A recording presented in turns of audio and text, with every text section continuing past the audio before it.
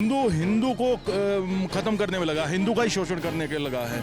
मतलब इतनी सच्चा कुर्सी का लालच हो गया इनको कि कुर्सी चाहिए हमें, हिंदू मरता रहे, हमें उसके बारे में कुछ नहीं है। मैनिफेस्टो में कांग्रेस का एक मुद्दा बताओ जो देश हित में हो, सारी ये योजनाओं पे ठप्पा लगा रहे। संजय सिंह, ये दिग्विजय सिंह, सारे नेता ऐसे कहते हैं अगर हम हिंसक होते ना, इनकी गर्दन हमारे हाथ में होती। शख्स इतना घटिया है कि यहाँ बाहर की जो प्रॉब्लम है वो हमारे देश में आ जाए, यहाँ भी आतंकवाद फुल चरम पे हो जाए। केजरीवाल को भी हमने सर माथे पे बैठाया था, गया ना कि जो हिंदू होके हिंदू का विरोध करेगा तो हम उसको बिल्कुल नामो निशान। राजनीति का स्तर साहब हिंदुओं के लिए खराब है। हिंदू इतना सेल्फिश, इतना दलाल टाइप का आदमी है, ठीक है, अपने स्वार्थ में उस कुर्सी के लालच में कुछ भी कर सकता है। सबसे पुरानी सभ्यता हिंदू, ठीक है जी, सबसे प्रगतिशील, और उस पे आज आरोप लगा रहा कि साबित करो तुम हिंदू हो।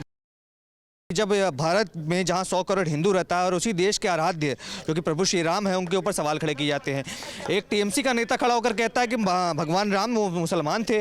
वहीं विधान राज्यसभा के अंदर आम आदमी पार्टी के सांसद संजय सिंह कहते हैं कि राम जैसा बनना है तो बरो, पर वैसे तो हराम में भी राम आता है। तो बहुसंख्यक समाज के आराध्य को टारगेट करना लगातार विपक्ष का काम कर रहे हैं।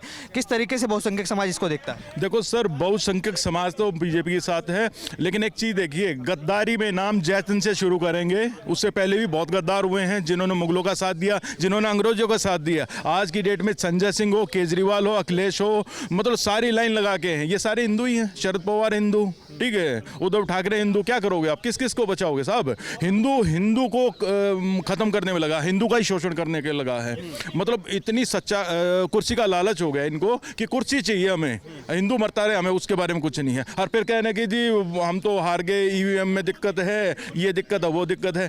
SIR का वो विरोध कर रहे हैं, सब NRC का कर रहे हैं। इनके पास मुद्दा बताओ, मैनिफेस्टो में कांग्रेस का एक मुद्दा बताओ जो देश हित में हो, सारी ये योजनाओं पे ठप्पा लगा रहे। क्या लगता है लगातार, क्योंकि 2007 में जब से हलफनामा दिया गया था कि राम काल्पनिक है, उसके बाद अब राम जी को मुसलमान बता दिया गया कि हिंदू थे नहीं, अगर हिंदू थे तो साबित करो।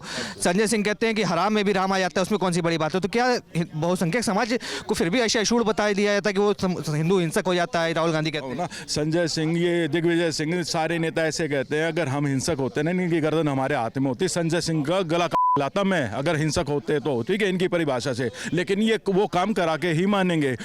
आप देखो, नेपाल में दंगा हुआ, ये कह रहे भारत में भी ऐसे हालात होने चाहिए। अफगानिस्तान में हुआ, कह रहे ऐसा हालात यहाँ भी होना चाहिए। श्रीलंका में हुआ, कह रहे ऐसे हालात यहाँ भी होना चाहिए। विपक्ष इतना घटिया है कि यहाँ बाहर की जो प्रॉब्लम है वो हमारे देश में आ जाए, यहाँ भी आतंकवाद फुल चरम पे हो जाए, मारकाट हो जाए, वही चाहते हैं, ठीक है। और रही इनकी बात, इसलिए हाशिए पे है। केजरीवाल को भी हमने सर माथे पे बैठाया था साहब, गया ना कि जो हिंदू होके हिंदू का विरोध करेगा तो हम उसको बिल्कुल नामो निशान मिटा देंगे। क्या वजह देखते, क्योंकि चुनाव के पहले हनुमान चालीसा पढ़ते हुए नजर आते थे केजरीवाल, अब उन्हीं के पार्टी के सांसद हैं, वो चुनाव बीतने के बाद कहते हैं कि राम में भी राम।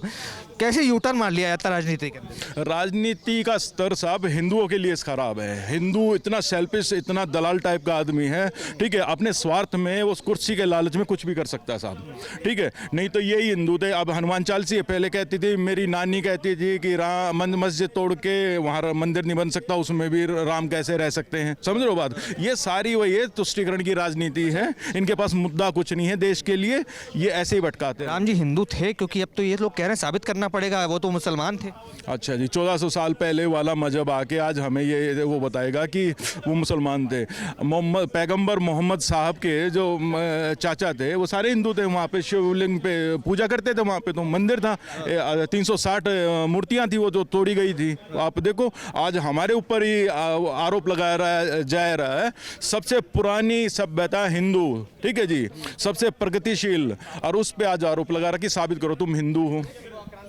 तो हमारे लिए तो दुर्भाग्य है ना सर। आपने एक चीज देखी होगी, किसी वर्ल्ड में कोई कंट्री ऐसी नहीं होगी, बहुसंख्यक समाज ही शरणार्थी है। 90s के कश्मीरी पंडित आज भी वहीं रह रहे हैं साहब, शिविरों में आज भी, ठीक है, दिल्ली में आके रह रहे हैं यहाँ पे। उनके लिए कोई सरकार नहीं आई, कोई कुछ नहीं आया, ठीक है। संविधान भी था, और हमारा सबसे ज़्यादा परेशान होने का कारण ये है सर, हम चलते हैं संविधान से और दूसरे चलते हैं कुरान से। हमारे में यही फ़र्क है, ना मंदिर जाते, ना अपने शस्त्रों का ध्यान, ना शास्त्रों का ध्यान। तो क्या करेंगे इसमें? हम तो खुद ही, हम कायरता की चादर ओढ़ ली साहब हमने, ठीक है जी। और ये कायरता जब तक नहीं छोड़ेंगे, जब तक हम कामयाब नहीं होंगे कहीं पर भी।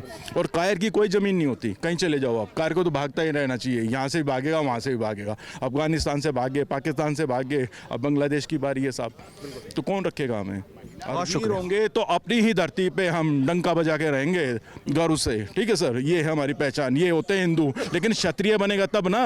कोई 36 बिरादरी है साहब, अगर अपने आए पे है तो सब क्षत्रिय है हमारे पे, काम के हिसाब से वर्ण व्यवस्था है हमारे यहाँ पे, ठीक है। लेकिन क्षत्रिय बनेंगे ना, हम भी, मोदी साहब भी वहाँ जा सकते हैं, लेकिन वो भी तो अपनी शूरवीरता का परिचय देना, ठीक है। बंगाल में अंग्रेजों को घुटने पे ला दिया बंगालियों ने, माँ काली के भक्त हैं वो।